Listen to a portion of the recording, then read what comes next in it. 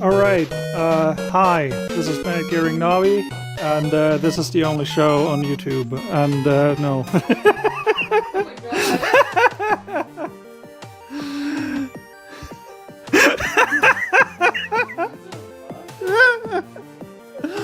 Hi.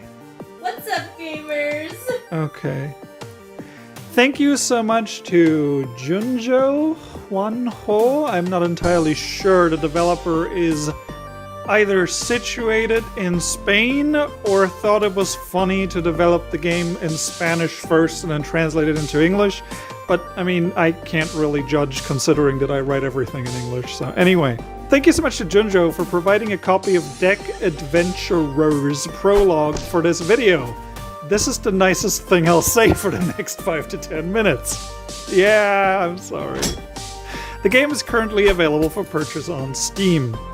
You probably don't care, and you won't at the end of this video. So, what is it? Well, I was interested in it because I really like card-based RPGs a lot. Like, it's honestly kind of pathetic how much I love this particular genre, but it's nice to every now and again be reminded that, hey, I don't blindly love every single card game that's out. You know, only the good ones. This video is obviously not scripted because I don't think the game is worth the 2-day process of creating and revising a script. So I'm trying out this new format where I just kind of have a bunch of notes, which are also a page and a half long, so I could have just scripted everything. Doesn't matter. Let's just get the story out of the way right away. Basically, the big bad evil necromancer is back. He died, and now he's alive again. And the thing is, while that is horribly generic, and I don't think anybody who picks this game up is going to play it for the story, I do want to commend one particular thing, and that is the fact that, hey, this big bad evil guy, he's back to life and evil again. And then the other person goes, oh no, how did he do that? And the other person goes, well, he was a powerful necromancer, so he figured out a way, I guess. And the funny thing about that is the fact that the big bad evil guy is a necromancer means that this game has better writing than The Rise of Skywalker. And I just wanted to say that, compliments to the chef for that. The graphics are fairly primitive. It's all kind of like 16-bit, 8-bit style, depending on... who cares? It's all pixel art and very, lame. The animations are thoroughly underwhelming. Everything is just 2 frames of blech, of just images sliding across the screen. Nothing has any weight to it, so I don't know, I'm not the biggest fan of it. Now, the actual thing that people are going to care about, obviously, is the gameplay.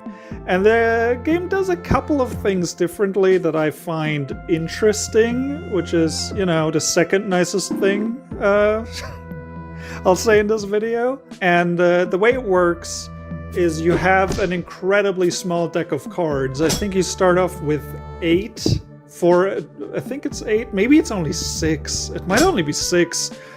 You start off with a tiny deck that's half attack and half defend cards.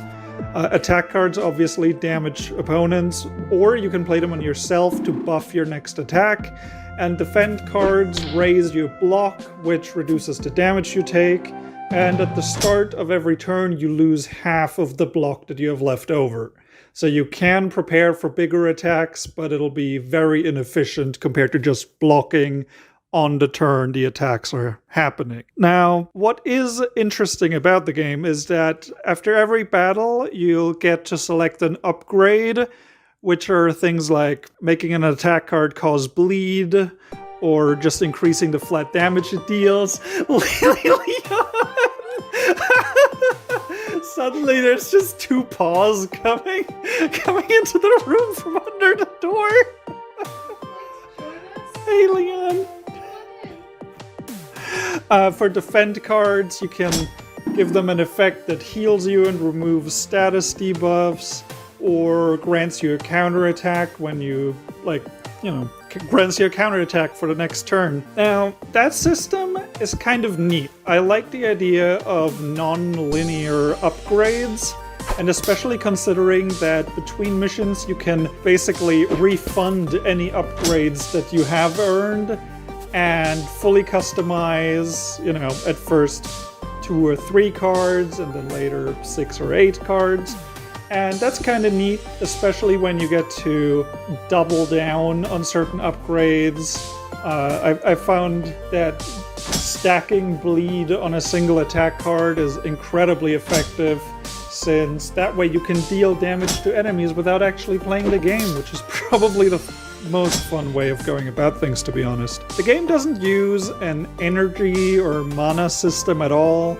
Instead, it uses a mana system with the wizard character, but I'm not even going to talk about that one because it's just, you don't need to know. You don't need to know about that one. Instead, you have 2 actions every turn, and one of these can be spent attacking, which basically means that since every single encounter is pre-planned, scripted, there is no randomness to any of it at all, which means that there is a very clear order in which the game wants you to do things. If both enemies currently have block and are winding up to attack next turn, then obviously you're gonna have to block.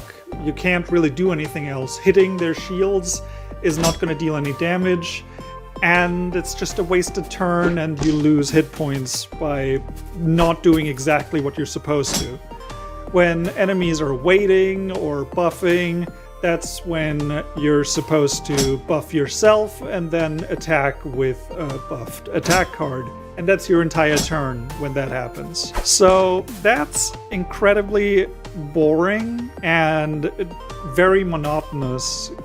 I'm about 3 hours into the game, and I think I've had fun for maybe 10 to 20 minutes of it. It just wastes so much of your time by making you wait for another turn, and then attack, and then wait for another 2 turns, and then attack, and it's just the same boring rhythm that you don't even get to be creative about. Instead, the game just specifically tells you, no, this is how you do it. Because there's no way to gain any bonus actions. You can't do any stylish moves that would, be fun to do, in games like Slay the Spire, when you, set up a cool combo where you draw 3 extra cards and you double your energy for the turn, and then you can just explode everyone in front of you. In this game, you just kind of... Okay, the Slay the Spire is getting a running start and doing a sick flip. Then Deck Adventurers, which really needs a better title, is walking for 3 hours. That's... Well, yeah, I get to that. So, the big problem with the game is that since you only have 2 actions, you can defend twice, you can defend and attack once each, you can buff yourself and attack, or buff twice.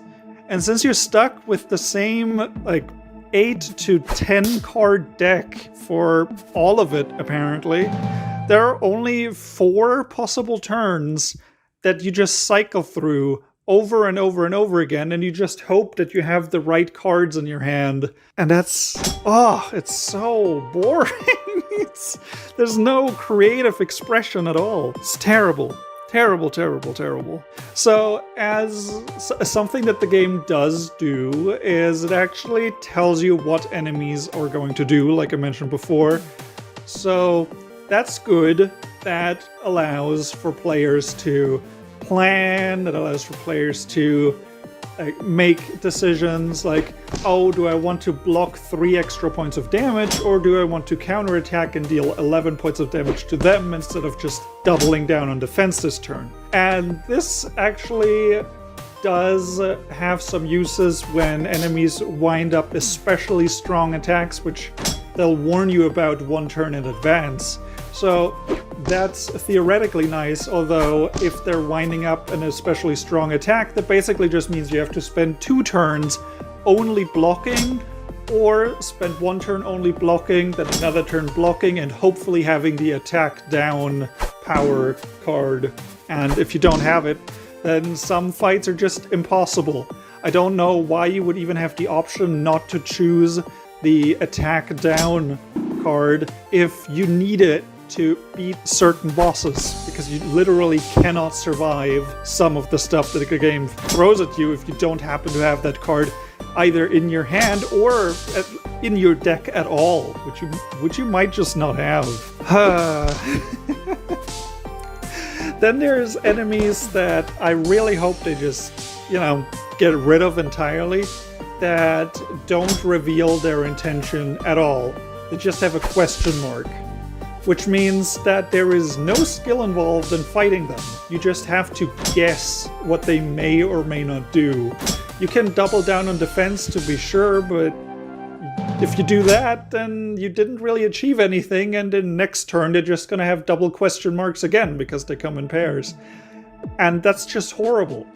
If you wanted to do something like that, you'd need to either have it be a trade-off for a powerful card that you play. I don't know, you could call it blind rage, and it makes you stronger, but you can't see their intentions anymore.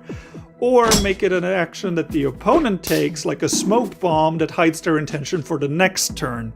Don't just have enemies that you can't read at all, because then it's just a slap fight, and no matter what you do, it's luck whether it succeeds or not. And that's just not the point of luck is part of the point of a card-based game, but if it's a card-based RPG and it's the first of 3 battles in a row without healing anywhere in between, then you can't start off a mission like that. That's just complete bullshit. And speaking of bullshit, the worst thing that the game does, and it's actually hilarious,